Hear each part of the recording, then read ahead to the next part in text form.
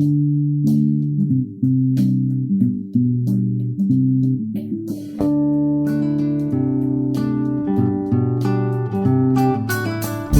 oddaja Mladina je zate, novice resnice same bogate. Če nimaš nas časa, da bi skočil na net, poslušaj reč nas, kaj je novega na svet.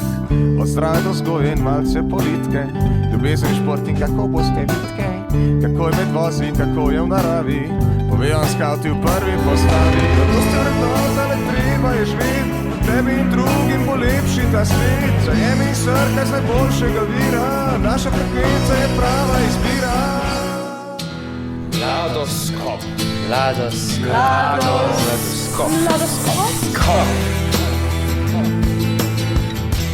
Dober večer, dobrodošlo mlado in malo manj mlado. Ja, nocoj je pozdrav enak, le oddaja druga, Mladoskop poslušate. In nadaljujemo z reportažo srečanja mladinskih pevskih zborov na Rakovniku v Ljubljani. Vsako leto se v Cerkvi Marije Pomočnice namreč srečajo zbori, enkrat otroški, drugič mladinski, in letos so se zbrali slednji. V nedeljo, 9. februarja, je Rakovnik preplavila mladina s svojim prepevanjem Bogu v čast. Več kot 275 mladih pevcev iz 21 pevskih zborov iz vse Slovenije je s petjem sodelovalo pri bogoslužju pod vodstvom Polone Stegu. Mašo je vodil direktor katoliške mladine Matevž Mehle in v tokratni oddaji slišimo drugi del pridige oziroma drugi poudarek, s katero je nagovoril mlade. In slišali bomo tudi izjave mladih pevcev, ki so razmišljali o tem, zakaj pojejo. Besedo pa najprej damo po naslednji pesmi organizatorju dogodka Tilnu Mlakarju.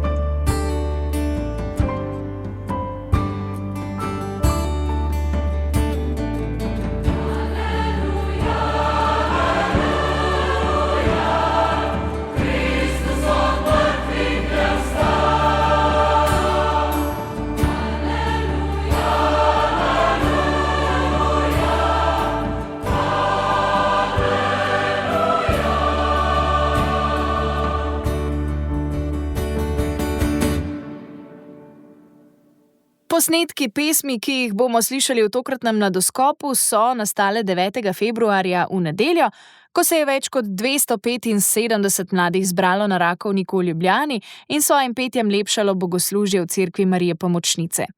O začetkih in organizaciji teh srečanj pa smo vprašali koordinatorja Tilna Mlakarja. Srečanja so potekale že dolgo časa, zdaj vsaj 30 let tukaj na Rakovniku in je že ves čas tako organizirano, da je bienalno, se pravi na vsaki 2 leti imamo srečanje mladinskih pevskih zborov in na vsaki 2 leti srečanje otroških pevskih zborov. Tako da letos imamo mladinske, naslednje leto pa spet otroški zbori. Pa se organizacija enega ali drugega dogodka z mladimi ali pa z otroki kaj razlikuje? V osnovi gre za podoben dogodek, je pri otrocih je malo večje število ponavadi in to je tisti mogoče največja razlika, ki igra potem vlogo. Sicer pa sta dogodka zelo podobna, oba sta pa čudovita in zelo lepo je sodelovati pri njih. Zagotovo je veliko lepega, ampak se pa sem in tja najde tudi kakšen izziv, ki ga je treba premostiti. Je bil kakšen letos na vidiku? Nič kaj takega omembe vrednega, mislim, da smo tudi že kar precej utečeni v tem delu, tisti, ki sodelujemo, tako da gre vse kot mora iti, brez kakšnih večjih zapletov, vsaj do sedaj. Glasba združuje in lepo je videti veliko število mladih, ko prepeva krščansko glasbo. Se vam zdi, da je tudi to en vidik evangelizacije? Gotovo. To je eden izmed pomembnih vidikov tega dogodka, se pravi slavljenje Boga konec koncev in seznanjanje mladih z novo glasbo, ki je namenjena tudi liturgični rabi.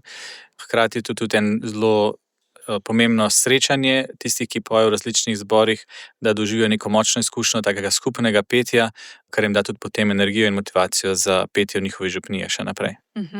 Torej, že nekaj let spremljate te mlade, s kakšnimi občutki potem vidite, da odhajajo domov in so kaj drugačni po nastopu? Vidi se, vedno so navdušeni, da kljub temu, da tukaj, ko pridejo, so skoraj 5 ur v bistvu stalno v pogonu, najprej vaje in potem sveta maša in so ves čas pod neko napetostjo na nek način, ampak se vidi, da odhajajo domov sicer utrujeni, ampak polni energije in ne samo oni, ampak tudi vsi tisti, ki imamo ta blagoslov, da jih poslušamo tukaj pri sveti maši. Torej si mladi želijo takšnih srečanj, hrepenijo po srečanju z drugim, pa tudi z Bogom.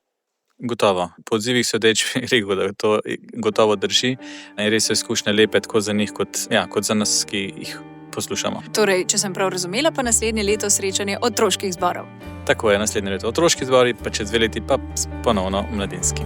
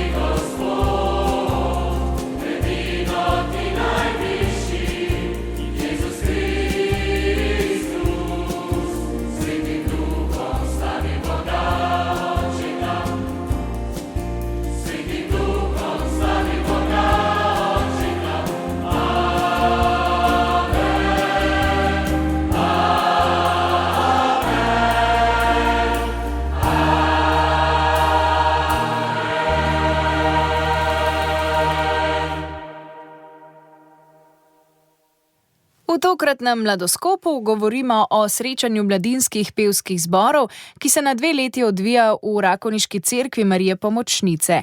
In prvi del reportaže smo slišali že v kolokviju prejšnji teden, ampak danes slišimo pa še ostale izjave. Zavrteli smo vam že koordinatorja Tilna Mlakarja o izzivih organizacije, zdaj pa slišimo še drug poudarek Matevža Mehleta, ki je daroval sveto mašo in mlade v pridigi nagovoril o poklicanosti. Imamo eno pot, ki je najboljša, ampak verjemite, da vsak izmed nas kdaj fali, si kdaj drugje predstavlja, da je cilj in pač gre v napačno smer. In pač naše življenje je tako, da tu če zgrešiš, imaš zakrament svete spovedi in imaš možnost iti nazaj na pravi cilj, da nekoč priješ v nebesa. In še ena stvar se mi zdi pomembna, pa s tem bom pol zaključil. Ne kliče, ker hoče, da si nesrečen.